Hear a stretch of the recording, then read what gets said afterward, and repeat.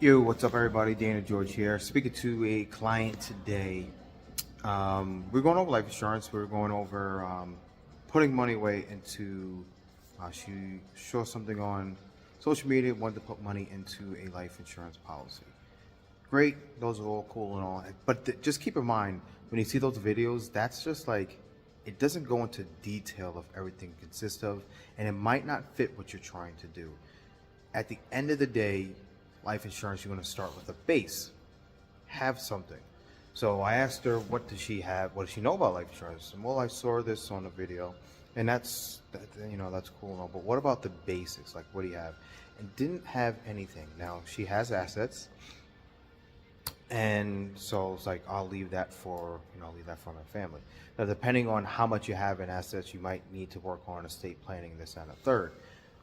But what happens with a lot of people who discuss about assets, and I'm going to leave this for my family, one of the biggest ones people talk about is like their home. So I'll leave the home for my kid. But what people don't think about is this. What is it like to live in your house? Are you just paying the mortgage and calling it the day? Nope. You're paying insurance. You're paying taxes. Depending on where you live, you could have homeowners association fees. You have to pay electric, heating, cable, this and a third. So just leaving that house for someone is great. Like, that's awesome to do. The generations leave a house. But there's more to it than just having the house, right? Are you struggling to be a homeowner yourself? Now just imagine people growing up now getting into homeownership, starting their job, and this and a third. It's crazy right now. Everything is crazy with inflation and the price of everything. So if you're just leaving somebody with something to maintain, could it be that much of a gift for them? I don't know, because then now they have to worry about selling it. Now they might have an extra change, but then they have to go somewhere themselves, right?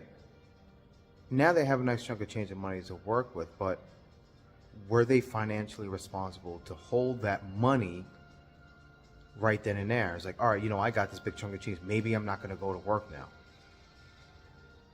Those are the things that you have to think about. So it's like really like in depth when it comes to planning.